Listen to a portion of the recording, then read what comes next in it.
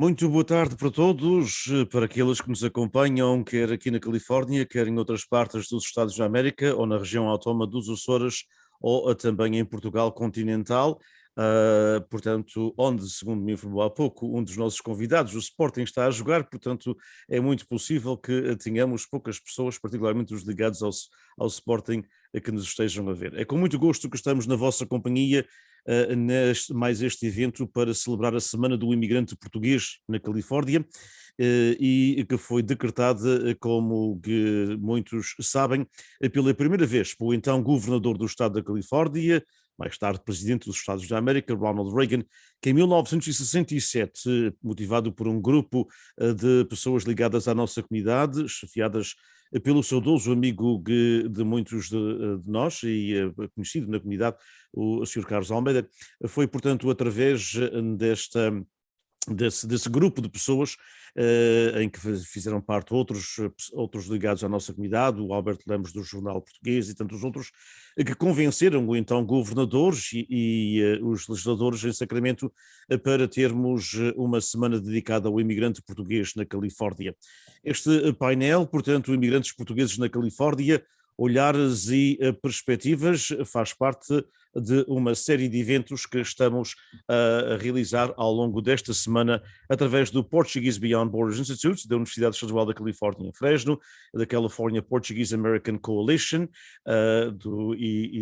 portanto, para transparência total, aliás, eu diria 4 de nós aqui neste painel estamos na diretoria do California Portuguese American Coalition, e obviamente os nossos projetos têm o apoio da Fundação Luso-Americana para o Desenvolvimento da FLAD, e também de apoio do Governo da Região Autónoma dos Açores no que concerne ao PBB. Eu queria, portanto, agradecer aos alunos que nos acompanham, agradecer àqueles que nos acompanham através das redes sociais, àqueles que nos acompanharão mais tarde, porque este projeto e todos os painéis estão a ser gravados não só para estarem no canal da YouTube, que se chama Fresno State PBB, mas também serão transcritos e estarão no nosso, portanto, arquivo das histórias orais na Biblioteca Henry Madden Library, na Universidade Estadual da Califórnia, em Fresno. Eu quero agradecer a estes distintos membros do painel por estarem presentes, pelo vosso contributo. Todos têm contribuído para a nossa comunidade de diversas maneiras, e esta será uma conversa, um diálogo sobre as vossas experiências como imigrantes e também, obviamente, como o título indica, portanto, um olhar e algumas perspectivas sobre a nossa comunidade, que está numa metamorfose que é natural de todas as comunidades no mundo americano, particularmente aquelas que não têm tido imigração numericamente significativa, como é o nosso caso, e todos nós sabemos, particularmente nos últimos 40 anos.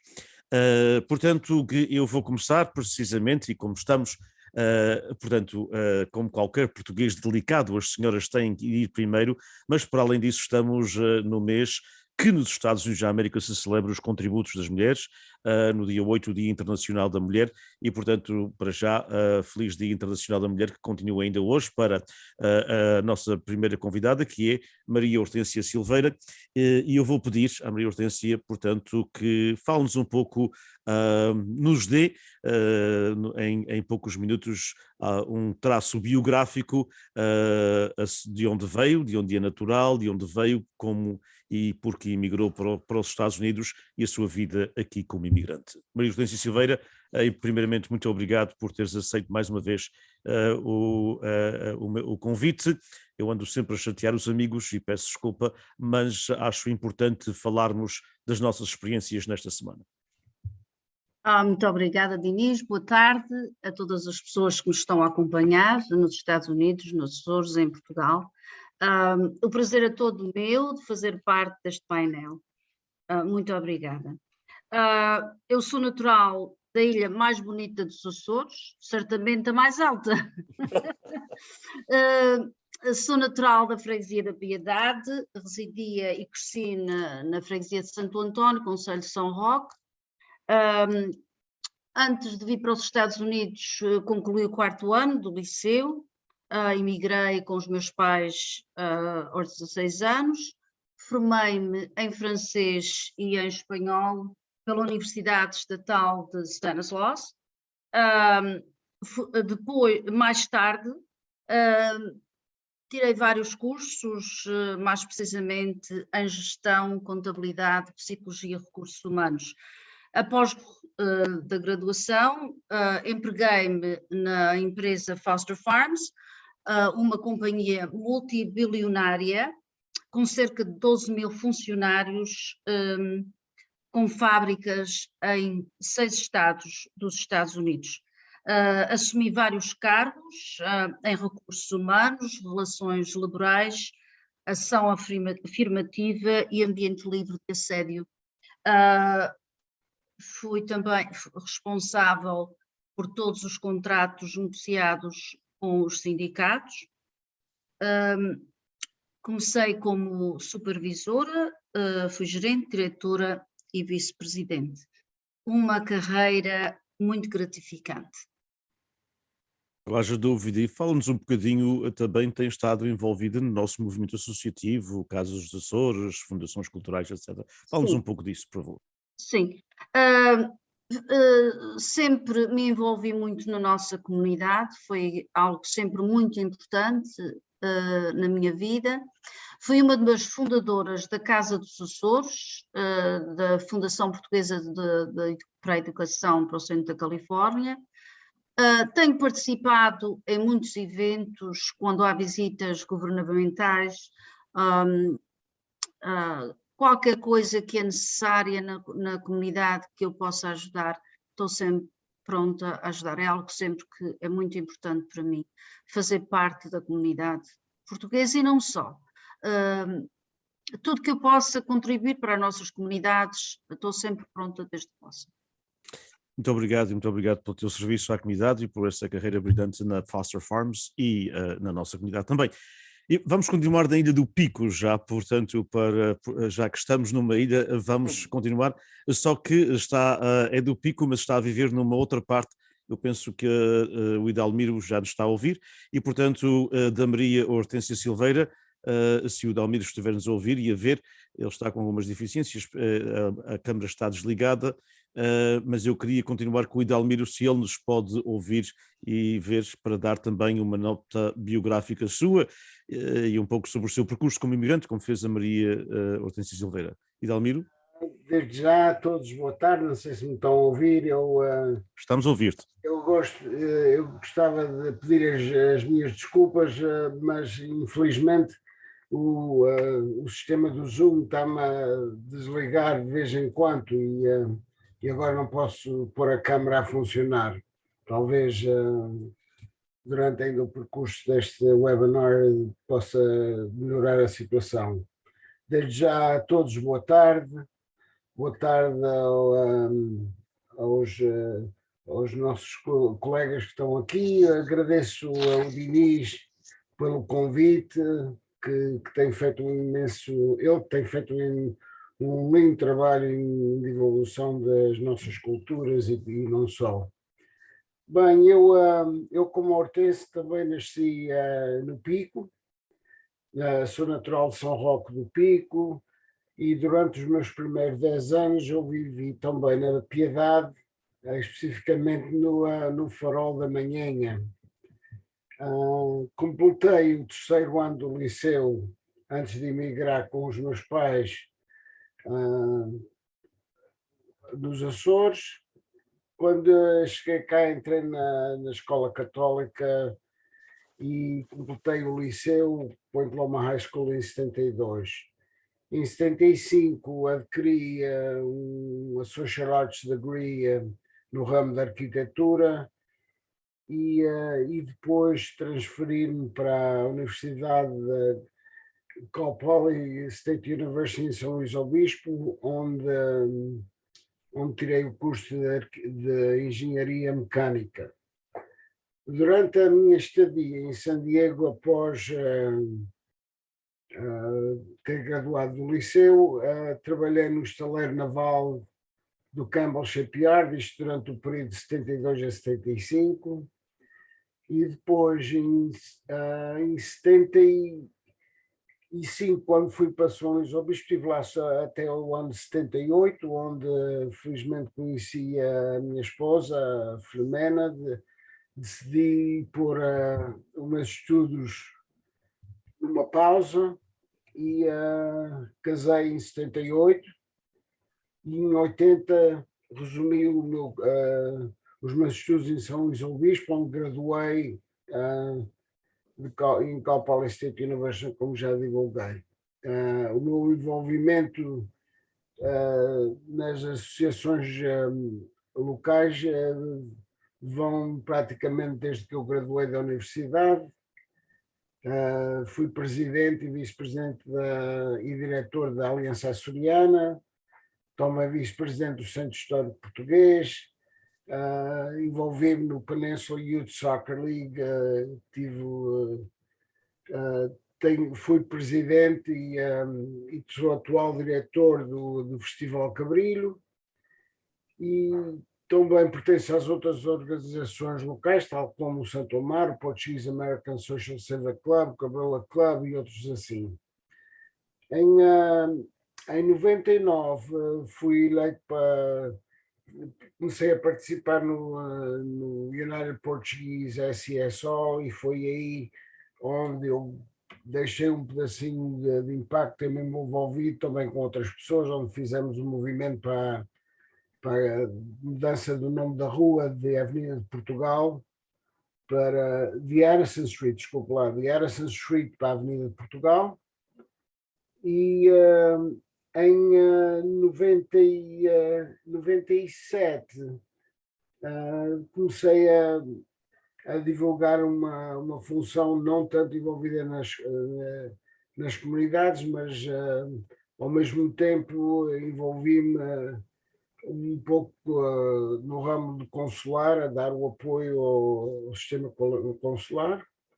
Em 2005 participei, fui mordomo da festa com a minha família aqui em San Diego, e em 2016 fui nomeado em fevereiro pelo cônsul Dr. Nuno Matias, onde, através do processo de ir para o Ministério de Negócios Estrangeiros, em maio de 2017, sou cônsul honorário. Também nesse ano comecei a pertencer à organização do California Portuguese American Coalition, e também tenho o prazer de ter-me associado e ter participado em algumas das reuniões da iniciativa do Portuguese Beyond Borders Institute. Além disso, tento ajudar a comunidade o que posso e ajudar assim como cônsul honorário, agora que estou reformado da cidade de San Diego. Trabalhei na Câmara de San Diego por 20 anos como engenheiro civil. Praticamente um resumo rápido não, que eu talvez tire mais algum tempo que devia, mas de todos os modos, Dinis. Muito obrigado, Idalmiro, e esqueceste a parte mais importante, que é que passas um mês no pico. Isto também é importante dizer, não é? Não, desculpa lá, eu vou-te corrigir, são 3 meses no pico. 3 meses, meu Deus, quer dizer, é isso que são férias. Olha, obrigado, Idalmiro, e obrigado pelo teu serviço. Vamos passar para o professor Dr. Elmano Costa, portanto, do pico vamos para a terceira. Bem, boa tarde a todos. Eu vou começar com uma história assim que pouca gente conhece. Os meus avós maternos casaram-se na cidade de Gustine, na Califórnia, onde a minha mãe nasceu, e ela com 7 anos, meu avô adoeceu, ficou sem poder trabalhar, decidiu voltar à terceira e para lá levou minha mãe, onde ela cresceu, casou, teve 4 filhos, e se não fosse a guerra no ultramar, eu penso que ainda hoje estaríamos na Ilha Terceira. Mas com 4 filhos e a guerra no ultramar português, eles em 1966 decidiram emigrar e nós viemos para a Califórnia, aliás, viemos para a zona que ela já conhecia de criança, embora já tivesse poucas memórias disso. E, portanto, eu cheguei aqui com 10 anos, claro que ingressei nas escolas primárias e depois já continuei, fui para a universidade, formei-me em História e Matemática e gostava tanto, talvez, continuei a estudar até fazer o meu doutoramento na Universidade do Pacific, em Stockton. E depois, já nesse tempo, era professor no ensino primário e continuei a ser professor e depois diretor escolar por um período de 17 anos da minha vida no ensino primário. E depois fui para a universidade com 40 anos a dar aulas em preparação, cursos de pedagogia, preparação de novos professores, e já estou na universidade há 26 anos, embora me tivesse aposentado há 4 anos, mas embora ter-me aposentado, continuei a dar aulas a meio tempo, fazendo, aliás, metade do que fazia antes. E vou talvez continuar mais um ano e depois eu penso que já é tempo de me reformar.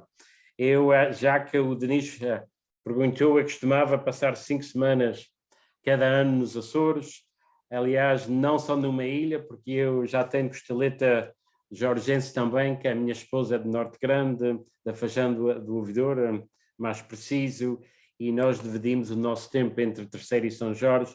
Nos últimos 4 não fomos, porque estávamos a cuidar da minha sogra, ela está, e depois veio o Covid também, mas a razão principal foi a saúde da minha sogra, que faleceu este verão passado. E estamos a pensar em voltar aos Açores este verão, Deus queira. E fala-nos um bocadinho do teu envolvimento, que tem sido em várias organizações da nossa comunidade, incluindo o teu trabalho no Portuguese Citizenship Project. Bem, isso até eu teria que pensar e pedir tudo, já foram, além dos anos, muito envolvimento, mas para enfocar no Portuguese American Citizenship Project, por vários anos nós tínhamos apoio da Fundação Luso-Americana para o Desenvolvimento, para promover na nossa comunidade portuguesa o envolvimento político, mais precisamente para que as pessoas recenseassem e votassem e fizessem parte da vida política americana. E nesse sentido temos dados até muito interessantes que mostram que a nossa gente açoriana, quando estão recenseados, de facto votam em maior percentagem que a comunidade americana em geral. E, portanto, hoje penso que tivemos algum papelzinho nesse desenvolvimento, mas eu penso que é a natureza do nosso povo açoriano, que quando decide fazer alguma coisa, de facto vai até ao fim e faz o que é o seu papel cívico, que é votar. E, além disso, tenho participado em várias organizações educativas e religiosas e outras também, mas a lista seria muito grande e não quero levar tanto mais tempo com o Idalmir, portanto vou parar por aqui. Não há definição de tempo, mas assim, então vamos passar para o José Raposo, portanto, que, como eu disse, é da ilha de São Miguel, e portanto, assim temos, e ainda bem, 3 das 9 ilhas representadas. José, fala-nos um pouco também sobre a tua experiência como imigrante, e tu que tens um percurso até também muito interessante e com a particularidade de sempre ter estado envolvido na escrita, particularmente na poesia.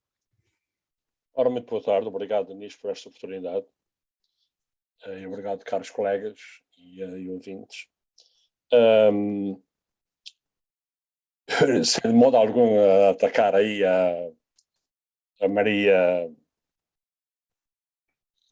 quem a chama de madrinha por uma brincadeira que já não sei bem como é que foi no internet, estávamos no chat e ainda sei como é que foi, eu comecei a chamar-a de madrinha. Eu nunca disse que a minha ilha que era a mais bonita dos Açores. Uma coisa que eu nunca disse. Porque elas são todas bonitas. E nascêssemos nós às portas do inferno, teríamos saudades delas. Eu nasci na freguesia da Candelária, em São Miguel. Frequentei a escola industrial lá em Ponta Delgada, onde tirei a secção preparatória aos institutos comerciais, mas infelizmente não havia dinheiro para ir estudar para Lisboa e por aí fiquei. Fui empregado do escritório do Armazém Canadá. Em 1968, se não estou em erro, conheci a minha mulher quando ela vinha aqui para a América. Passou lá por São Miguel para levantar o visto e eu estava na cidade em casa de uma madrinha minha que acontece que era prima da minha mulher. Eu conheci o meu sogro muitos anos antes de conhecer a minha mulher. Ora, vês esta picarota muito bonita e foi, mas dizem aqui, love at first bite. E depois, não é, fui para a tropa, fui para Tavira, depois de Tavira fui para a Escola Prática de Administração Militar em Lisboa, tirar o curso de Administração Militar, vim para São Miguel, acabando de não sei quantos meses fui promovido a Furiel, depois resolvemos casei em 1973, a minha mulher foi lá, casámos lá, foi a família toda, e portanto, em fevereiro de 74, a minha mulher não era ainda cidadã americana, eu tive conhecimento que qualquer coisa ia acontecer, um amigo meu que trabalhava no centro cripto disse-me que ia acontecer qualquer coisa no país, e então, mas não, claro, ela não me deu pormenores, e a minha mulher disse, olha, vai-se melhor e tu vires para a América, e ela veio, e eu fiquei lá entalado, não podia sair, não é? Então, depois, como era muito amigo, arrebentou o 25 de Abril, eu era muito amigo com o meu comandante e disse, olha, eu tenho que sair daqui para fora. Minha mulher está na América, eu estou aqui, tenho que sair. Tratei da papelada toda, de licença militar, fui de São Miguel para Santa Maria, de Santa Maria para Nova Iorque. Fiquei detido 4 horas em Nova Iorque a ser interrogado porque pensavam que eu era um espião. A pergunta foi, como é que você saiu do país? Eu disse, apanhei o avião. A mulher não gostou da resposta, foi um problema. Já perdi o avião, cheguei no outro dia a São Francisco. Mas, enfim, a minha mulher trabalhava para uma lavandaria e a minha cunhada trabalhava para outra. E eu disse, isso não faz sentido, porque é que vocês não compram uma lavandaria e ficam a trabalhar para vocês? Eu tinha prometido ao meu patrão que regressava, caso o país estivesse estável, regressava para fechar a escrita, etc, etc. E regressei. Tive aqui 45 dias, regressei. E em setembro desse ano, estava nos Açores, a minha mulher aqui, e ela diz, olha, o meu patrão quer vender um negócio. Ok, quanto é que ele quer? $15.000. Disse, compra. Portanto, comprei um negócio antes de estar na América. Vim depois definitivamente em janeiro. Comecei a trabalhar lá na lavandaria, mas claro, era pequena. E fui trabalhei num hospital, trabalhei no Sears, a fazer limpeza. E, enfim, depois estudei, tirei um bacharelado em gestão de empresas. Envolvi-me na comunidade em muitas coisas. Há, no entanto, 3 delas das quais eu me sinto orgulhoso. Como vocês sabem, uma grande parte das irmandades aqui na Califórnia não aceitavam mulheres como membros. Eram só homens. Portugueses e brancos. Em algumas delas, os estatutos eram assim. Portugueses e brancos. E é claro, eu, como tenho assim esse espírito revolucionário, entendi que as mulheres deviam ser membros também. E a minha mulher foi a primeira mulher que foi membro da Irmandade do Novato. E também em Sausalito. Fiz a mesma coisa e, enfim, acabando de tempos, e agora uma grande parte das nossas organizações são dirigidas por mulheres. Uma outra coisa da qual eu me sinto orgulhoso, a Lusitania Band of North Bay foi ideia minha. Eu é que, e mais outros 8 indivíduos, começamos a banda.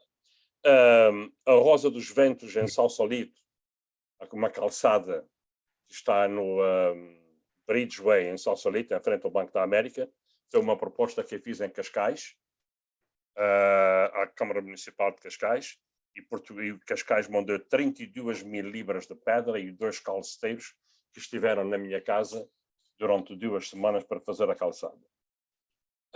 De resto, tenho-me sempre envolvido na comunidade, em tudo o que eu possa fazer. E é assim, não quero tomar mais tempo com as minhas... Já publiquei 7 livros de poesia, como vocês devem saber. dois dos quais foram lançados no Rio de Janeiro, no Brasil, e aqui também já fiz lançamentos no consulado. E é assim, e vou vivendo, vou a São Miguel, vou aos Açores, aliás, sempre que posso, e todas as vezes que vou tento ir ao Pico, porque eu adoro o Pico. Maria Hortência é para mim, eu não vou dizer que é a ilha mais bonita, porque, mas eu tenho mais amigos no Pico do que em São Miguel. Talvez porque eles não me conheceram muito bem. Eu quase queria dizer isso, mas não queria, portanto. Não, na realidade, obrigado, José, e portanto, e parabéns pelo teu trabalho em todos os aspectos, mas particularmente na parte literária. Então, eu pessoalmente tenho uma ilha preferida, portanto, e nem é a que eu nasci, é a Ilha das Flores, e a seguir é o Pico, portanto, também tenho uma grande paixão pela Ilha do Pico, acho uma ilha... Eu adoro, pá, só olhar para aquela montanha, pá, é impressionante. É verdade, é verdade. Olha, vamos então a passar a dois temas que eu gostaria de tratarmos, para além, obviamente, das vossas biografias, porque isso é importante, porque são as vossas biografias e as biografias como as vossas que fazem a comunidade que nós temos hoje, e apesar de não sermos muitos na Califórnia, o recenseamento diz entre 350, mais ou menos 350 mil, mesmo que sejamos mais 50 ou 100 mil, portanto representamos, na melhor das hipóteses, 1% da população da Califórnia, ou 1,5%, porém temos alguns feitos. Eu queria que voltássemos um bocadinho ao passado, e falássemos um pouco, primeiro, portanto, isto em duas partes. A primeira era falar da comunidade que enfrentaram quando aqui chegaram e os vossos primeiros anos envolvidos na comunidade, e depois uma segunda ronda que teremos falar como vinha a comunidade e algumas perspectivas a nível de futuro. Portanto, como o Idalmir ainda se encontra com algumas dificuldades, eu vou começar desta vez, vou passar outra vez para a Maria Hortência. E Maria Hortência, como é que tu vês, portanto, como é que viste a comunidade quando aqui chegaste, para além daquela história deliciosa que contaste, portanto, que está nas histórias orais da universidade, a ouvir o Sr. Frank Mendonça, não é a Rádio Língua Portuguesa, que é uma história deliciosíssima, e se tiverem histórias, conta-nos, por favor. Mas como é que, portanto, acabada de sair dos Açores, tinhas tido a experiência do liceu, que é uma experiência que muitas pessoas não tinham porque emigraram mais novos, ou então porque não tiveram oportunidade para estudar. Não era algo que acontecia. Hoje o 12º ano é praticamente um dado adquirido nos Açores, mas o liceu não era um dado adquirido nos Açores para muitos jovens que tinham saído dos Açores com 14, 15 ou 16 anos. Portanto, fala-nos um bocadinho como é que, quando aqui chegaste com os teus pais, salvo erro, como é que viste a comunidade e como foram os primeiros anos de envolvimento na mesma? Bem, houve alguns obstáculos quando eu cheguei, o choque de cultura, como eu acho que a maior parte dos imigrantes passam.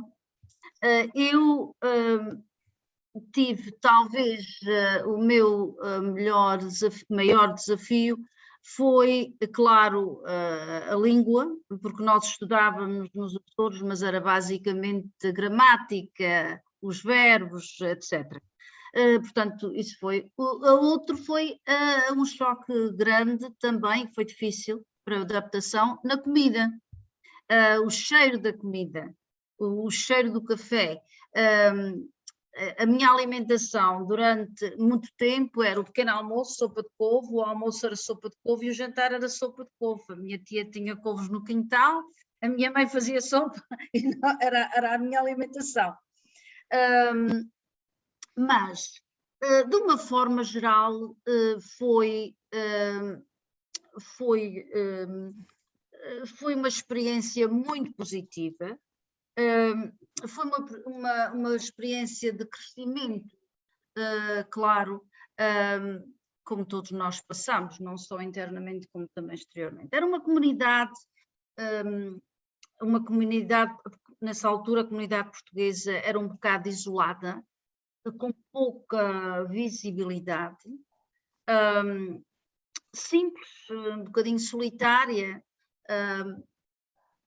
mantinham-se, as pessoas trabalhavam, iam à missa, era uma viagem, a outra viagem era o supermercado, e a outra viagem era às festas comunitárias, era a festa do Espírito Santo numa cidade ou na outra. A língua foi algo que eu tive assim um bocadinho mais de choque, e a história que falaste, Dinis, do Sr. Mendonça. Exato. Tinha um programa de rádio. Conta a história, porque eu acho que ela é deliciosa, não é? A minha tia ouvia, tinha sempre a rádio ligada, e eu também, como não havia muita gente a falar português, eu estava no liceu, aqui em Interlock, e havia, parece-me que 2 colegas que falavam português, era o natural das Flores.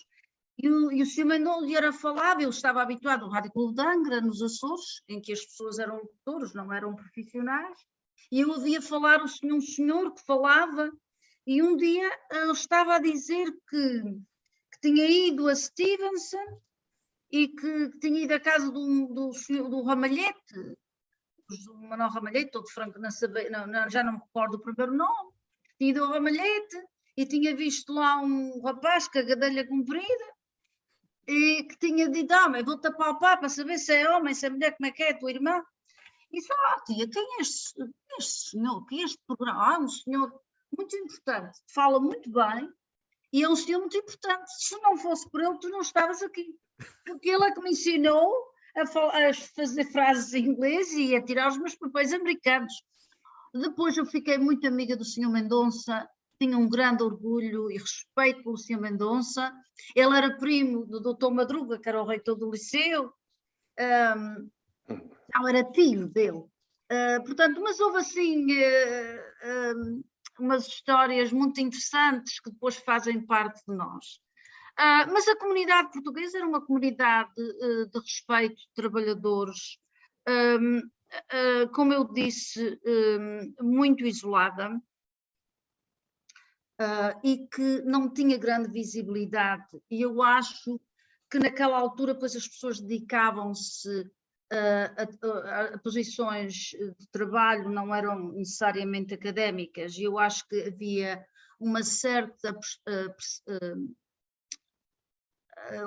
as pessoas viam, especialmente da comunidade americana, viam os portugueses como pessoas talvez menos capazes, que não era a realidade, porque claro, as pessoas não havia grande formação. Eu acho que quando comecei a universidade aqui em Interlock, eu penso que havia poucas mulheres imigradas dos Açores a Portugal a estudar na universidade. Eu recordo-me, naquela altura, de ler do Mark Twain, falar dos açorianos, que eram... falou dos fairenses, mas ele falava, basicamente, era dos Açores, que eram pessoas pouco inteligentes, que eram um bocado malandros até, havia o livro também do Flat Tortilla, que era o Porgy Joe. Exatamente, John Steinbeck. Eu lembro, às vezes chamavam-me Porgy, e eu dizia não é Porgy, é português. E eu queria lhe dizer, olha, esses portugueses, açorianos que eram dos Açores, que talvez vocês pensam que são menos do que vocês, sabem dizer American, sabem dizer americanos, e não dizem Porgy, dizem o nome de vocês. Portanto, nós temos crescido mais, muito mais, e falamos disso, acho que farás essa pergunta mais tarde, mas era uma comunidade séria, trabalhadora, responsável, mas com muito pouca visibilidade, um bocado isolada. Exato. Mas antes de partires, portanto, dos Açores, Hortência, e também farei a mesma pergunta a todos, já tinhas alguma noção, portanto, tinhas contacto cá através da tua tia? Tinhas gente que conhecias que já estavam na América? Sim, sim, tinha a minha tia que me ajudou muito, e à parte da minha tia eu conheci muitas pessoas. É uma coisa que passa com a nossa comunidade, que são gente muito acolhedora, gente amiga, eu tenho grandes, belas recordações daquele tempo, embora tenha sido difícil. Era gente muito boa. A minha tia tinha amigos que ficaram parte da família, que ajudavam. Eu recordo-me a minha experiência de ir à igreja quando vim dos Açores. Era o domingo de Páscoa, portanto, nós íamos sempre à missa, Páscoa, Natal, etc. E a minha tia perguntei se havia uma igreja, e ela disse-me que sim, que tinha uma senhora que ia à missa que me ia levar. Eu cheguei à missa, ajoelhei-me, mas não havia santos. Estavam os senhores na frente, homens e mulheres, a tocar umas guitarras e depois começaram a dançar, atiraram-se ao chão, e eu pensei que estava num mundo assim, que não sabia que planeta é que estava. Choques de cultura. Nós em Portugal, no Pico, eu conhecia, éramos católicos e havia alguns adventistas, mas nunca pensei que havia, por exemplo, 20 ou 30 religiões. Claro. Claro, cheguei, fiquei assim um bocado chocada desta parte de emigrar, mas foi a minha primeira experiência da missa. Não era verdadeiramente a missa, mas uma igreja em que rezavam, oravam de outra forma do que nós fazíamos na Igreja Católica. Exatamente. Elmano, a tua experiência ao chegar aqui, obviamente, com a nuance de que tua mãe tinha nascido cá e, portanto, embora tivesse voltado muito criança, mas talvez tivesse alguma memória, não é, das vivências americanas. Portanto, e de uma forma, apesar de teres nascido na terceira, filho de uma americana, não é, nascida nos Estados Unidos da América, portanto, com alguma ligação quase do berço aos Estados Unidos. Bem, sim e não. Eu costumo dizer que a minha mãe nasceu na América, mas era 100% açoriana. Ela, aliás, já foi para a escola um ano aqui, mas depois o que aprendeu de inglês esqueceu-se e só falava a língua portuguesa até novamente emigrar, e depois recuperou algum inglês. Portanto, a nossa experiência foi um pouco diferente da Maria Hortência, no sentido que os meus pais não tinham formação a não ser os 4 anos da escola obrigatória. Aliás, os meus irmãos, 2 mais velhos, vieram um já quase com 18 anos, o outro com 14, e também tinham 4 anos de ensino primário. Eu tive a sorte de vir com menos idade, com 10 anos, e aí entrei nas escolas e portanto, a experiência foi diferente. Mas o que eu encontrei naquele dia, penso que ainda hoje existe na comunidade portuguesa. Aliás, é a experiência de haver não só uma comunidade portuguesa, mas para mim havia 2. Uma era aquela que nós representávamos, os imigrantes após capelinhos, aqueles que vieram na década de 60 e de 70, e o outro era representada pelo dono da vacaria, da leitaria, de onde meu pai foi trabalhar, que era já descendente, já nasceu aqui, descendente de imigrantes da Ilha Terceira. Já eram muito mais americanizados do que nós. E, portanto, economicamente também havia essa diferença. Eles, claro, tinham um grande negócio, nós chegamos aqui com as chamadas malas de cartão, não é?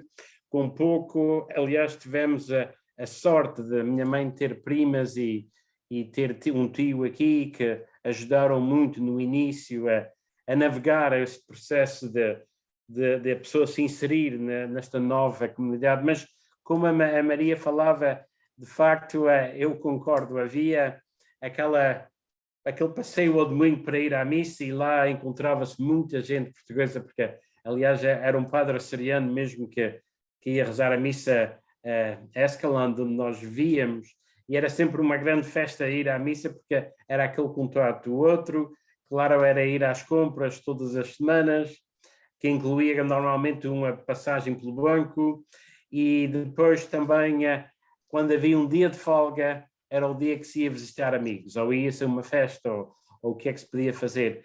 Mas para mim, eu, claro, foi como criança, tenho uma experiência assim diferente.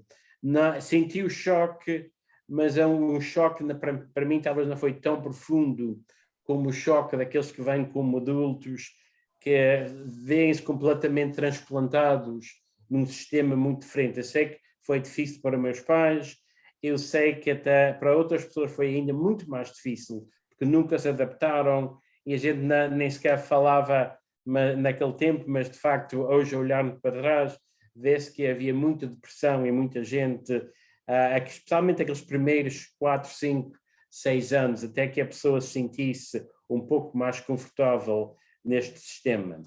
Portanto, vou deixar que outros falam também. Não, mas eu perguntar-te, portanto, ao chegares, portanto, aqui, ao inserires como criança, falaste precisamente nessas duas comunidades, sentiste, ou como criança, mais tarde, não é? Como jovem, ou os teus irmãos, houve alguma discriminação entre essas duas comunidades? Porque eu tive esse exemplo, por exemplo, mas nem todos tiveram. Sentiste alguma discriminação entre os portugueses e os portugueses, como às vezes chamavam, não é? Bem, havia uma coisa que se dizia naquele tempo, e eu não sei se é verdade ou não, porque eu não tinha a experiência, como eu disse, era criança de 10 anos, mas a maioria, grande maioria dos imigrantes, especialmente os que vieram aqui para o Vale Central da Califórnia, começaram a sua vida na América a trabalhar numa vacaria, a ordenar vacas e fazer tudo isso. E havia duas raças, assim se pode dizer, que eram donos das vacarias em Escalante, praticamente em toda a Califórnia. Havia os holandeses, que ainda hoje são os maiores donos de vacas na Califórnia, e havia os portugueses, que eram logo atrás. Aliás, nesta zona onde nós vivíamos, em Escalante, talvez houvesse mais portugueses do que houvesse holandeses. Mas uns portugueses foram trabalhar para portugueses, outros foram trabalhar para holandeses. E dizia-se naquele tempo que os que tiveram mais sorte foram os que foram trabalhar para os holandeses. Porque, em geral, os holandeses davam mais dias de folga, tinham, assim, outras valências que davam, assim, por exemplo, mais seguros ou condições, às vezes, um pouco melhor. Não sei se é verdade ou não quero falar mal de ninguém, mas é o que se falava naquele tempo. Aliás, também há a situação que eu penso que acontece sempre, quando vem uma pessoa que não fala a língua, que não conhece o sistema, é muito fácil de outros se aproveitar.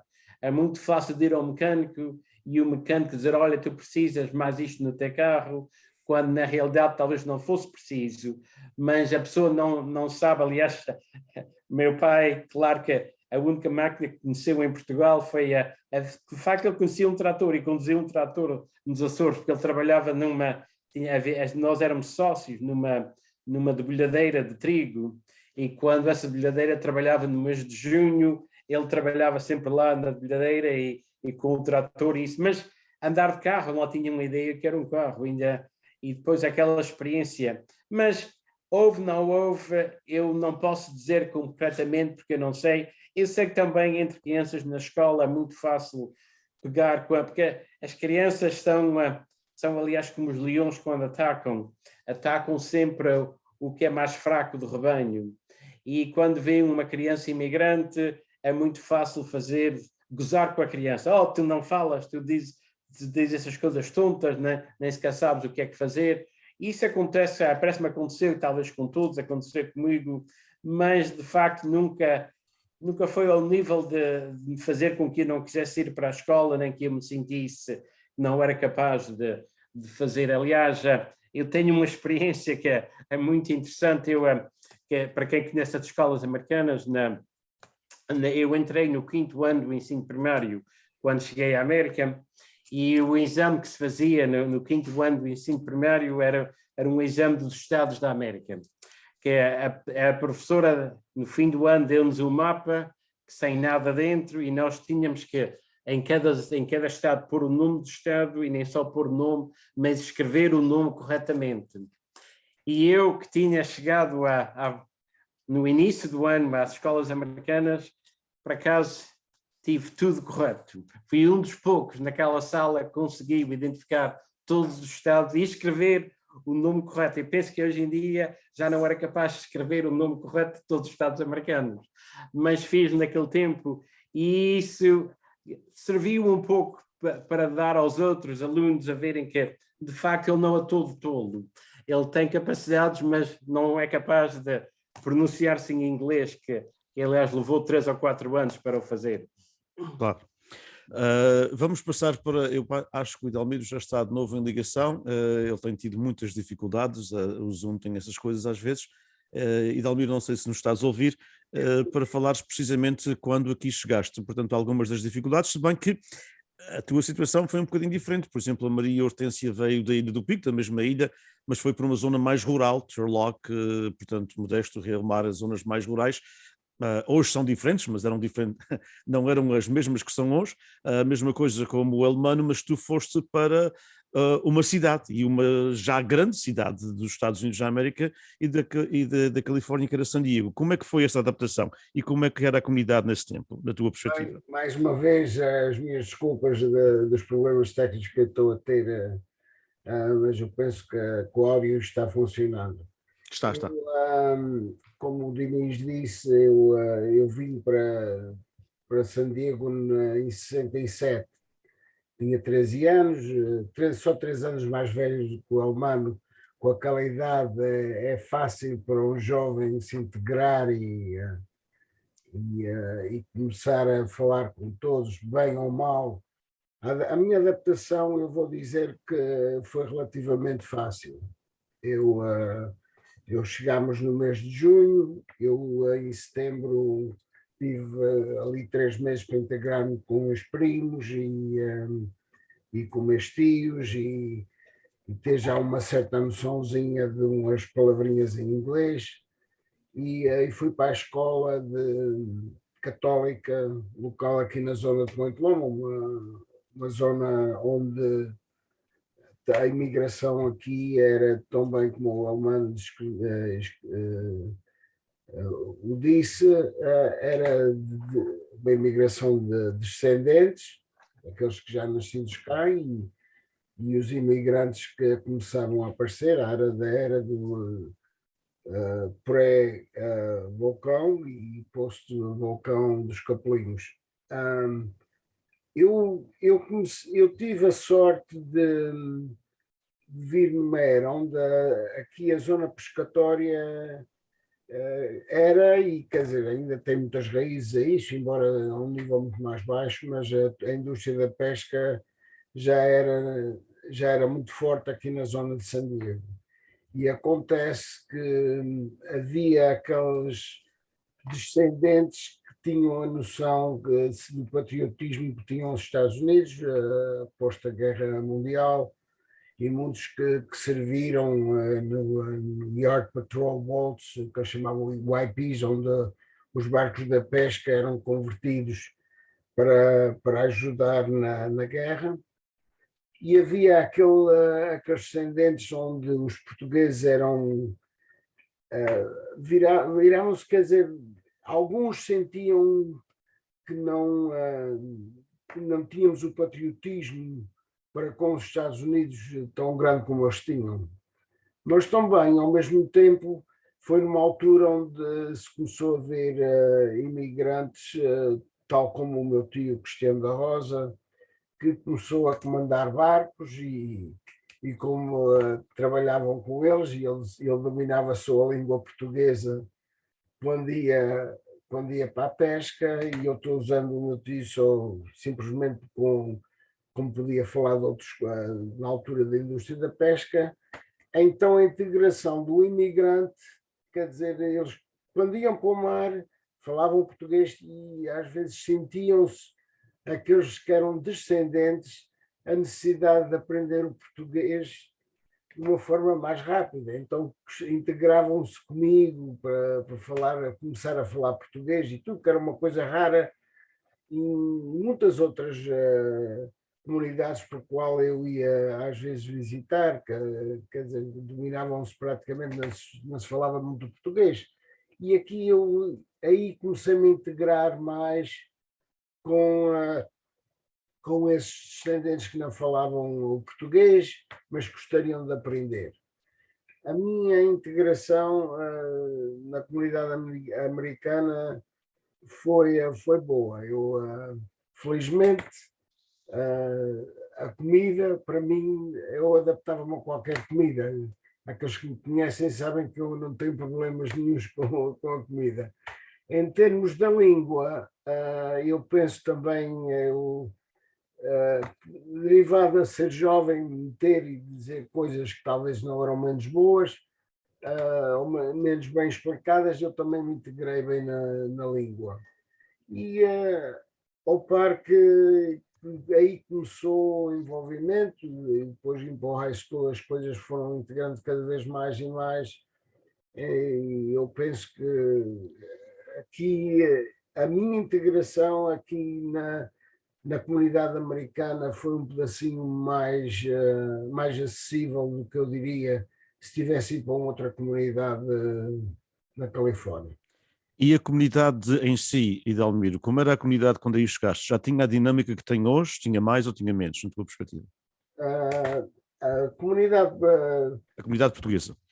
portuguesa cá sempre, quer dizer, sempre teve procura e tudo isso. Agora o que se via, o que há bastante diferente, que mudou radicalmente, foi o facto que aqui em San Diego a comunidade nos anos 60 era 95% virado para a indústria da pesca. Se não era uma comunidade que trabalhava nos próprios barcos, trabalhava nas fábricas e tudo isso. Em termos de organizações, houve algumas que há o caso da Aliança Açoriana, que se fundou mais tarde, mas havia sempre aquele envolvimento à volta do salão. Uma coisa fantástica é que temos o privilégio de ter aqui em San Diego, sendo uma cidade grande, mas temos as organizações locais são todas radicadas, eu diria 99% delas são radicadas no salão português, no United Portuguese SESO. Faz com que o centro daqui de Point Loma e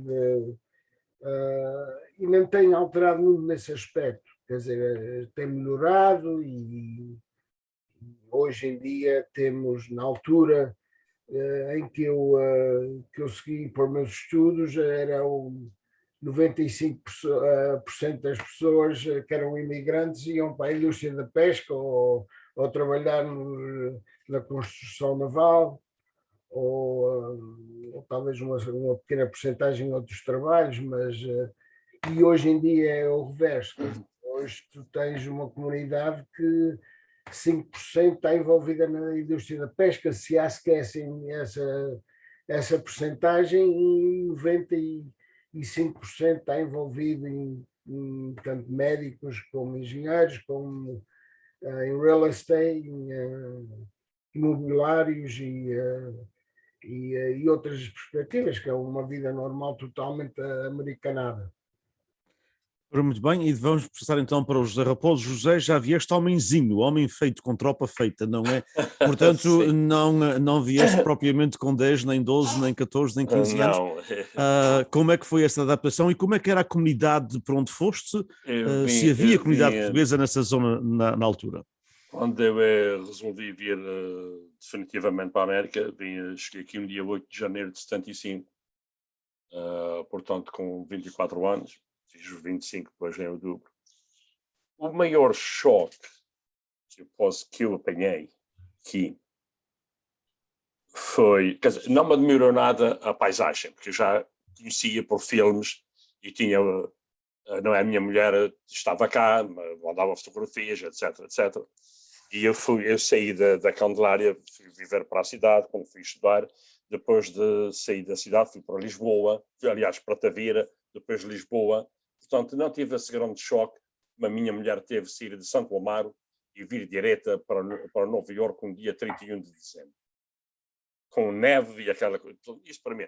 Agora, o maior choque que eu realmente tive foi quão mal falada era a língua inglesa pelos portugueses. Eu aprendi inglês lá na escola industrial, inglês e francês.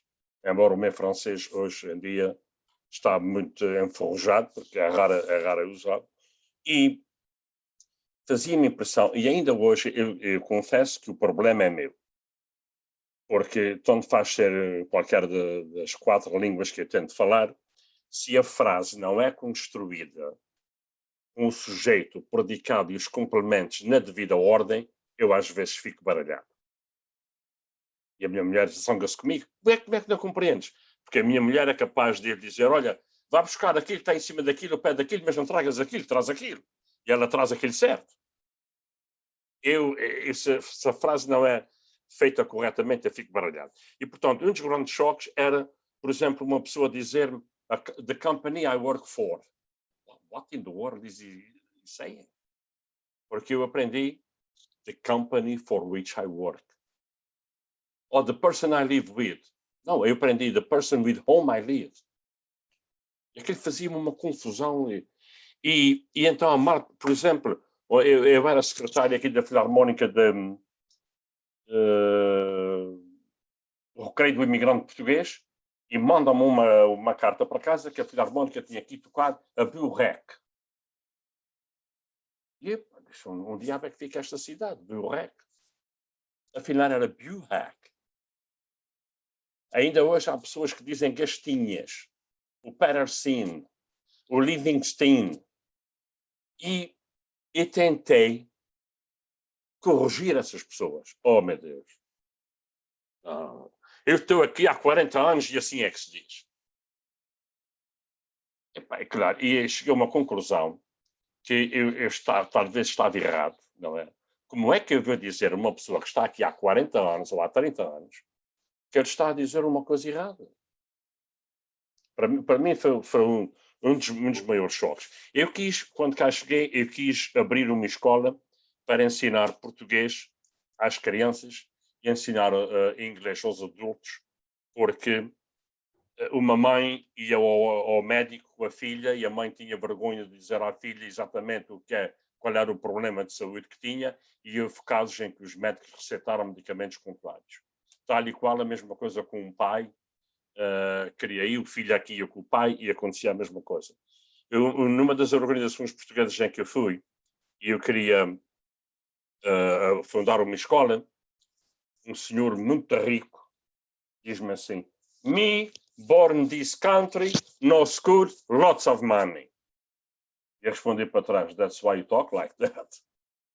O que é ia de fazer? Então, isso para mim foi um dos maiores choques que eu apanhei aqui nesta terra.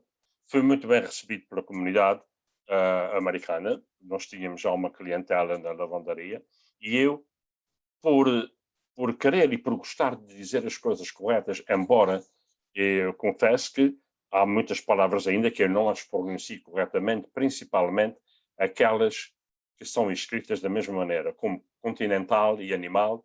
E se eu estou a falar em inglês, às vezes digo continental em vez de dizer continental. Não sei porquê, o meu cérebro talvez por São Miguel, não sei. O meu cérebro é ligado de uma maneira diferente. Portanto, de resto, não tive assim problemas. Além de ter um negócio de lavandaria, trabalhei de contabilista para várias companhias americanas, porque eu tinha o meu nome naqueles contemps, quando eles precisavam de alguém para a ajuda, principalmente na altura de fazer as relações dos impostos, ou income tax, como nós chamamos. Eu tirei o curso para fazer income tax e fui notário público 30 anos, o que é que foi, até que me chateei e deixei da mão. Portanto, eu acho que para mim foi o maior choque que eu tive. Foi essa coisa dos portugueses não foi tanto, porque eu compreendo, uma pessoa que veio para aqui com a quarta classe, e muitos nem sequer tinham a quarta classe. E depois, foi a maneira que eles a viram pronunciar.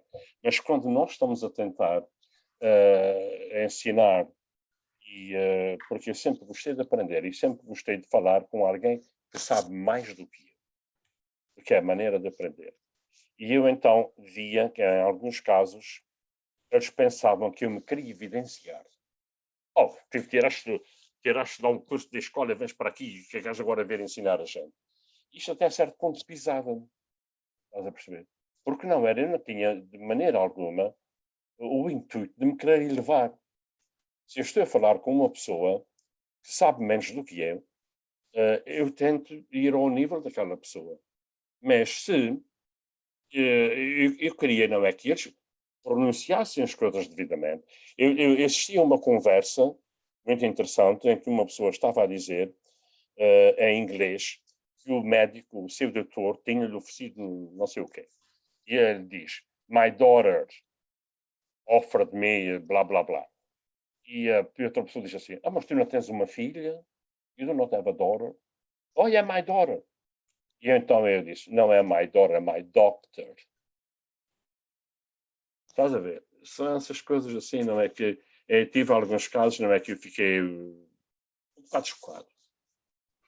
Mas é de admirar, eu não quero de maneira, como o amigo alemão disse há bocado, que não queria falar mal de ninguém. O meu pai dizia que fala mal quem gaguejava.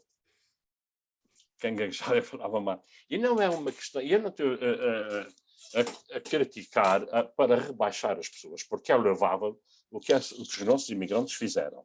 Virem para aqui sem instrução e fizeram fortunas com o seu trabalho, não é? Trabalharam de sol a sol. É de louvar a força dessas pessoas.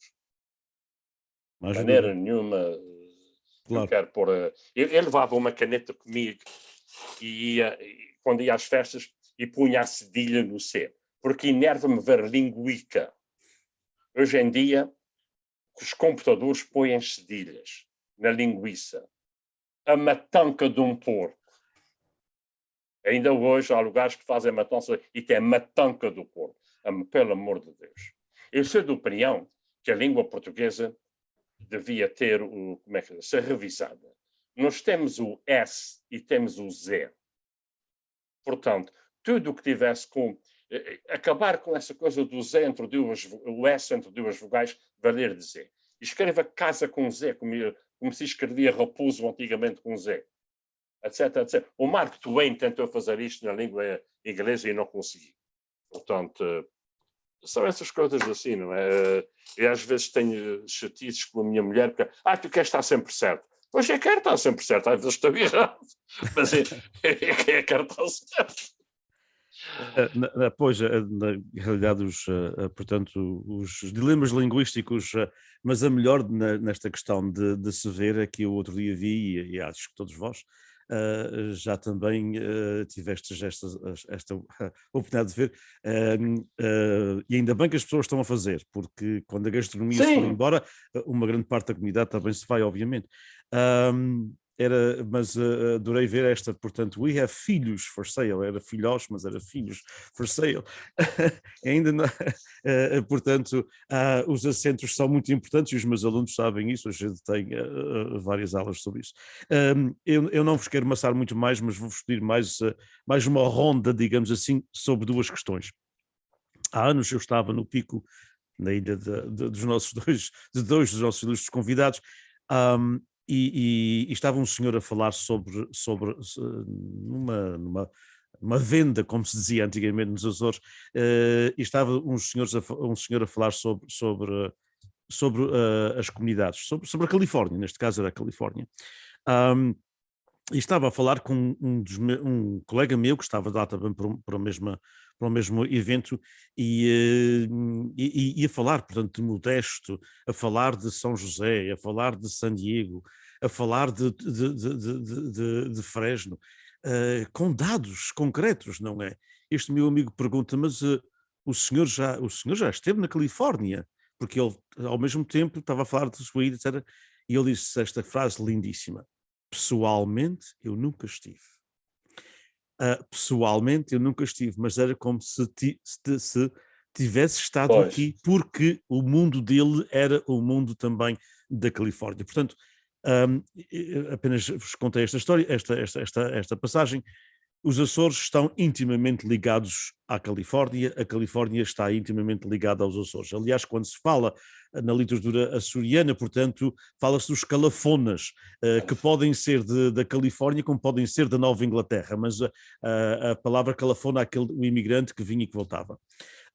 Na era das novas tecnologias, numa era em que a imigração estancou para os Estados Unidos dos Açores há praticamente 40 anos, eu, em 1980, estava na rádio de língua portuguesa e em termos de humor negro, nós dizíamos, bem, e já tinha havido, como vocês sabem, já os fins dos anos 70 tinham havido poucos imigrantes, portanto, aquela avalanche que tinha terminado em 76 Continua a haver as famílias, mas nem tantas. E nós que tivemos uma reunião dos programas de rádio aqui na zona de Tolar, e em Humor Negro se disse, bem, agora com o abalo vem muitos mais imigrantes, ainda bem, porque a gente precisa mais gente aqui. Não aconteceu. Com o abalo da Ilha Terceira em 1980, a imigração não veio em avalanche. Portanto, a nossa imigração terminou há 40 anos. A comunidade está diferente, mas há uma forte relação com os Açores. Eu perguntar-vos-ia duas coisas. Primeiro, como é que veem a continuação deste relacionamento Açores Califórnia, não é? Com as novas gerações? Como é que vamos continuar esta ligação com pessoas que não conhecem os Açores, ou que não têm oportunidade, ou não tiveram oportunidade de viver lá, ou que não têm oportunidade que vocês todos tenham de ir aos Açores, praticamente todos os anos, quer seja por 5 semanas, 7 semanas, 3 meses. Como é que se continua essa ligação? Como é que vocês veem e como é que se veem a nossa comunidade de uma forma diferente, porque a língua que nós optamos para ter, e podíamos ter este painel em inglês, mas eu pedi-vos em português e agradeço-vos, a língua que optamos para ter este painel não é já a língua da maioria da comunidade portuguesa na Califórnia. E todos nós temos tido essas discussões, estes debates, estas conversas, até quase ao ponto de estarmos fartos dela, mas ainda continuam a ser relevantes. Portanto, como é que vem a ligação Açores-Califórnia nas novas gerações e como é que vem a comunidade também nas novas gerações? Desta vez já vou começar com o Elmano.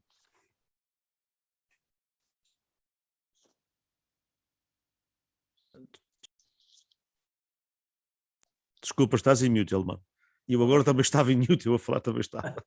Ok. É porque ele estava a rir muito com o José Raposo e não queria estragar a conversa dele quando ele estava a falar. Mas o assunto que pões é um que, de facto, podíamos debater isto por horas e eu não sei se há solução ou se há conclusão que podemos tirar, mas a relação com os Açores, aliás, vai ser muito diferente. Eu posso usar o exemplo dos meus filhos, que já perderam conta das vezes que foram lá passar, e embora que já foram lá tantas vezes passar o verão, eles não são açorianos no sentido que eu sou açoriano. Eles, a sua vida é aqui, eles já não podem imaginar ir viver para os Açores, embora que gostam muito de ir lá, mas é uma vida que está feita aqui. Está namorada com uma luso-descendente, portanto, essa ainda tem um pouco mais ligação, mas não é assim tanto, porque ela já a mãe nasceu aqui.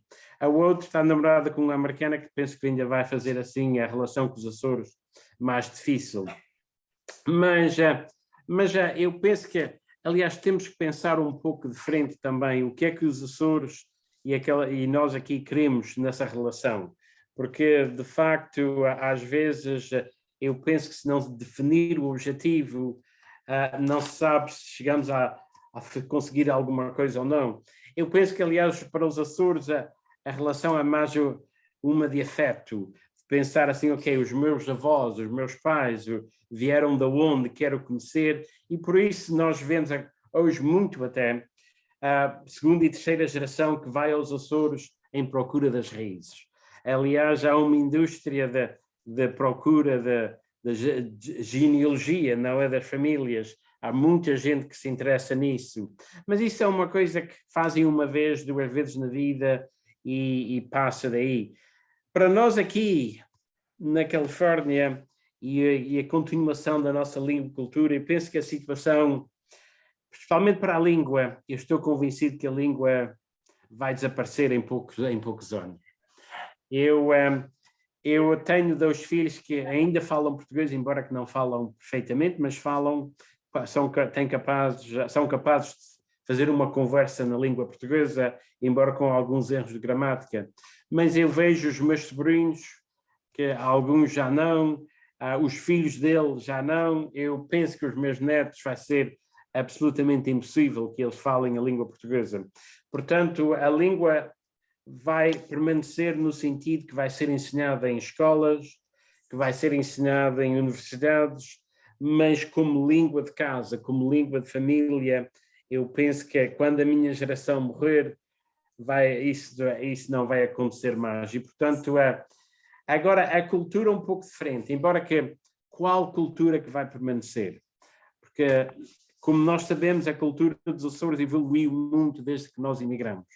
E às vezes o que acontece na imigração é que os imigrantes são mais fiéis àquela cultura de qual saíram há 40 anos, do que, aliás, os açorianos, porque a evolução é uma coisa muito normal. E as tradições têm evoluído lá também e vão evoluindo aqui. E nós, aliás, já levamos da Califórnia para os Açores, foram as rainhas das festas, e eu penso que vai haver, mas talvez não haja tanto agora de voltar isso aos Açores, mas vai continuar a haver festas, vai continuar a haver assim tradições, por exemplo, as touradas na comunidade portuguesa estão mais enraizadas aqui na Califórnia, claro que em muitas ilhas dos Açores não estão, mas aqui na Califórnia estão muito e vão continuar porque há uma geração nova muito interessada nas touradas, mas outras coisas vão desaparecer. Eu penso que vamos perder muitas organizações, muitas sociedades de festa do Espírito Santo, uma porque a comunidade não está sempre no mesmo sítio, de onde havia um salão antigamente, hoje praticamente já não há ninguém português naquela zona, eles mudam-se. E depois, ao mudarem-se, já não tem pessoas para manter esse caso. Eu lembro-me de um caso que, penso há 5, 6 anos, fui a Mendocino, ao centro histórico da cidade de Mendocino, fazer uma palestra sobre a imigração açoriana, interessantemente.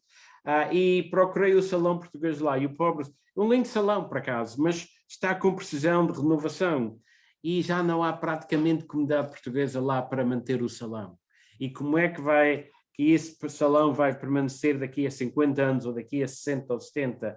Não sei, pode ser, mas é muito provável que deixe, que seja abandonado e que fique à parte. E quem diz esse, dizemos muito mais.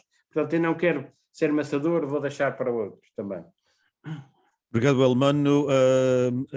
Maria Hortência, como é que tu vês esta relação Açores, portanto, Açores-Califórnia, depois de praticamente 40 anos quase sem imigração, em números significativos, e como é que tu vês a continuação da comunidade, portanto, possivelmente já não na língua portuguesa, mas na língua inglesa, mas como é que tu vês a continuação das tradições?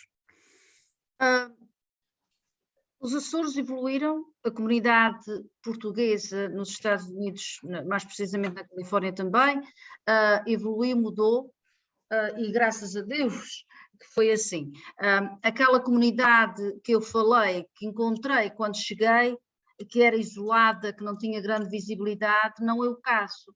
Nós hoje em dia, nós temos essas pessoas que vieram, que o Twain falava que eram preguiçosos e que não eram muito inteligentes, e que o Steinberg falava que era o Jó de Porigui, esses trabalharam muito, mas a maior parte deles mandaram os seus filhos para estudarem, e hoje em dia nós temos doutores, temos imobiliária, temos engenheiros, temos professores, etc. Ok, como é que nós continuamos? Claro que já não é aquela viagem aos Açores do coração, da saudade, de voltar a ver as nossas terras, as nossas casas, os nossos lugares. Eu acho que não vai ser tanto aquela vontade de ir, mas eu acho que essas pessoas, esses filhos, portanto, que já têm outras vidas e que já estão integrados aqui é a terra deles, vão ter, eu acho, o interesse de continuarem os Açores. Como é que nós contribuímos para esse interesse? Eu acho que é muito importante continuarmos a ensinar português nas escolas, nas universidades. Acho que isso que é essencial. Eu acho que o português é a sexta língua falada no mundo, no entanto, as universidades e as escolas ainda estão a ensinar alemão e francês, quando português realmente é mais falado. Eu acho que talvez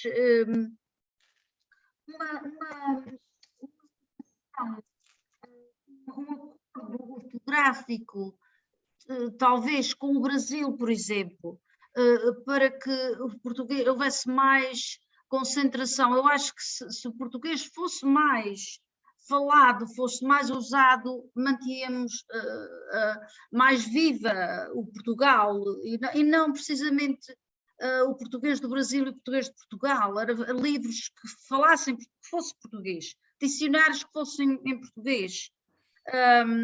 E eu acho que os Açores têm evoluído muito também, como eu mencionei há bocadinho, é um lugar lindo de visitar. Eu acho que vai haver sempre um interesse, não como antes, um interesse talvez diferente de visitar os Açores. Acho que não vão 2 meses como nós vamos, ou 3 meses, mas com, por exemplo, 2 semanas ou 4 semanas. Mas eu acho que o ponto principal de manter isso vivo, o Portugal vivo, acho que o ensino de português tem-se feito muito, graças a vocês, o doutor Almano, o Diniz, todos que têm trabalhado muito para isso. Acho que isso que nos vai ajudar muito a manter esse objetivo. Não é aquela visita de saudade, mas é uma visita de interesse dos pais vieram, dos avós vieram, e um lugar bonito de visitar. Os Açores são lindíssimos. Mas a comunidade em si vês continuidade, mesmo que seja em inglês. Portanto, a barreira do inglês, a barreira de não saber português, não é necessariamente o fim da comunidade portuguesa na Califórnia. Não, de forma nenhuma. Nós vamos aos Açores, a restaurantes, a qualquer lugar público, as pessoas falam inglês, a juventude fala inglês. Eu ligo a minha televisão quando chego lá, eu tenho dificuldade em encontrar um canal que fala em português. Os filmes são em inglês. Portanto, mas isso é evolução, eu acho que isso contribui para esse objetivo de mantermos isto vivo, esta ligação viva, diferente, de uma forma diferente. Claro. Mas continuar. Claro. E podemos continuar, portanto, na língua que as pessoas melhor se entendem, não é? Exatamente, o ponto é continuar a manter a continuidade dos nossos filhos continuarem a estudar, porque é importante, não é só para a ligação com os Açores, mas também para mantermos e termos uma cadeira na mesa política, que é muito importante. Haver mais Gem Costas, mais David Valadãos, mais Devon Nunes, independentemente da crença política deles, mas continuarmos... E mais Cecília Guiar Curry, porque precisamos mais mulheres na política também, não é? Exatamente, tens o meu voto para isso. Não há dúvida. Exato, porque infelizmente já tivemos vários homens na política portuguesa na Califórnia, e muitos, não é, como sabemos, particularmente desde 1901 ou 1902, mas mulheres temos tido apenas 2, portanto a Nancy Vieira Honeycutt, da zona, portanto, de Bakersfield, aquela zona leste, e depois a Cecília Guiar Curry, que é interessantíssimo. Portanto, precisamos, na realidade, muitas mais mulheres a nível do estado da Califórnia, a nível local, temos tido muitas, não é? Temos tido muitas mayors e presidentes de câmaras e tudo isso. Idalmiro, na tua perspectiva, eu não sei se estás a ouvir, espero que sim, na tua perspectiva, portanto, como é que tu vês a ligação com os Açores? Nem toda a gente tem a felicidade de ter lá casa, como muitos aqui têm, não é? E de irem aos Açores 2 ou 3 meses. Como é que tu vês e como é que tu vês a ligação, como é que tu vês a comunidade a nível, portanto, com todos os desafios e todos os dilemas que nós temos, que o Elmano falou e a Maria Hortência também? Eu penso que eu vou ser uma coisinha mais optimista, derivado de estar envolvido com as permanências consulares e com os serviços consulares. Eu posso ver que há hoje em dia uma procura muito maior dos jovens em quererem obter a nacionalidade portuguesa. E dependente da zona onde eles são, seja para a Madeira, para o continente, mas especialmente para os Açores. Eu vejo uma continuidade e um interesse da ligação entre a Califórnia, entre os Estados Unidos, mas eu vou para a minha experiência própria entre a Califórnia, em particular aqui a zona sul da Califórnia, e Portugal, os Açores. Tu começaste com a história das pessoas que sabiam de todas as zonas aqui da Califórnia. Isso não acho estranho, talvez seja por ter conhecimento de alguns amigos do pico onde leem de uma forma geral, especialmente no inverno, por causa das condições climatérias, obrigam-se a ler mais e a renderem-se mais à casa e ler mais os jornais internacionais e as revistas. E só não me surpreende que eles tenham o grande conhecimento de cada zona. Agora, o que eu vejo, que eu penso que, especialmente nesta zona aqui de San Diego, eu vejo com grande otimismo. Por exemplo, eu pertenci ao Salão Português por muitos anos, e eu olho para a direção do Salão Português, é completamente diferente do que era durante a minha era. Durante a minha era, as pessoas mais antigas que não dependiam, que não pensavam que os jovens não podiam dar continuidade, e que não teriam a capacidade para manter a organização viva, tanto economicamente ou mesmo cultural. Hoje em dia, aqui em San Diego, temos o presidente do Salão Português, que tem praticamente 30 anos, 20 e tal anos, a ter os 30, e uma direção muito, muito jovem envolvida. Só eu penso que a continuidade das festas e das diferentes aspectos da cultura portuguesa vai haver continuidade.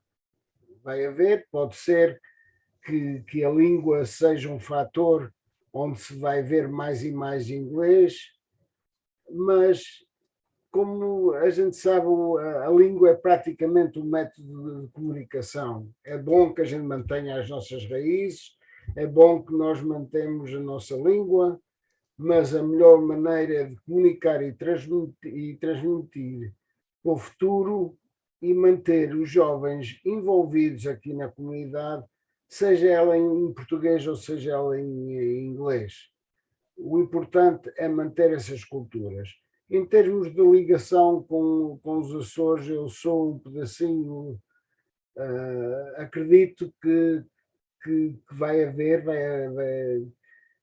aliás, já se vê os políticos açorianos de vez em quando vir visitar a Califórnia um pouco mais do que nos anos passados, quer dizer, era o passeio até à Costa Leste e depois aí paravam, quer dizer, já se está vendo uma coisinha mais interesse cá.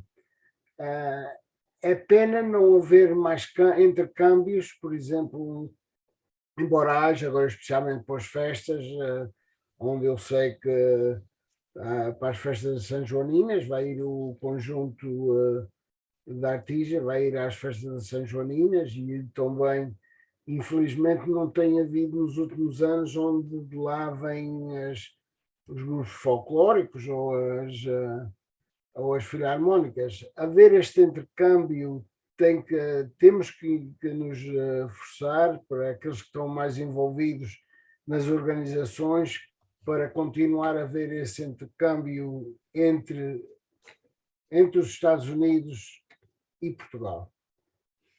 Obrigado, Idalmiro, e vamos então passar para o José Raposo, e o José terá a última palavra, que espero que depois de dar a sua opinião, como é que é esta ligação, como é que tu vês, José, esta ligação Açores-Califórnia, com uma imigração que estancou há quase 40 anos, e como é que tu vês a comunidade em termos de futuro com ou sem a língua portuguesa, e depois espero que a tua criatividade nos brinde com uns versos nesta Semana do Imigrante Português. Os versos eu fiz na altura que tu pediste. Muito bem. Já estão feitos. Bem, eu concordo com tudo o que vocês disseram, e praticamente não interessa em que língua é que a nossa cultura vai ser mantida, desde que a gente a mantenha. Porque não se pode, as línguas evolvem e algumas perdem-se, e eu concordo perfeitamente com a amiga alemã, não é que, embora os filhos, como ele disse, já falam português, o meu filho fala e escreve e lê português, foi muito difícil para nós, porque não havia escolas aqui de Roda, mas nós nunca falamos com ele em inglês. Ele foi para o kindergarten, escola infantil, não é? Com a... aqui está. Eu disse kindergarten porque lá, quando eu me queria, não havia escola infantil. Foi em inglês. Os meus sogros nunca foram comprar um aspirador, eles iam comprar um vacuum cleaner. Eles nunca viram um vacuum cleaner na sua vida, ou um aspirador. Era uma vassoura do mato e era bem bom. Portanto, interessa é que a cultura se mantenha. O meu filho é casado com um brasileiro e quando a Maria Hortência estava aí a falar sobre a língua, o português no Brasil, há uma coisa muito interessante. É que há 12 estados, se não estou em erro, ou 12 países na América do Sul. O Brasil é rodeado por 10 países. Todos eles têm como língua oficial o castelhano ou o espanhol, com exceção da Guiana Francesa. Eu não conheço nenhum brasileiro que diga que fala brasileiro. Eu falo português. Porque eu quase que garanto, se o Brasil não fosse rodeado por esses países todos que têm a língua oficial, o espanhol, eles iriam dizer eu falo brasileiro. Mas isto acontece ao inglês e ao American English.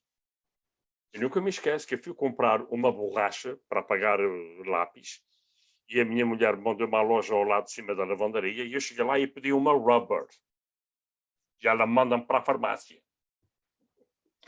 E eu vim para trás. Aí disse à minha mulher, mas esta gente fala inglês?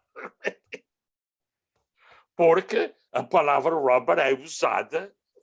A Maria está a rir. Eu fiquei... eu não sabia o que era. Quando a minha mulher me diz o que era...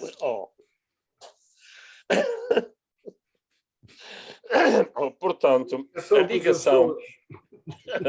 a gente pode dizer, a ligação entre a Califórnia, os portugueses da Califórnia e os Açores vai existir sempre. Porque, para já, eu tive sempre muito contato com pessoas de São Tomar e os nomes das coisas que há, desculpem, nos barcos, o que é referente à navegação, é tudo anglicanismos. Nomes que foram daqui da Califórnia para lá. O meu sogro uma vez estava a falar num domponete, um domponete e domponete para baixo, domponete para cima, e eu não sabia o que era. Um domponete.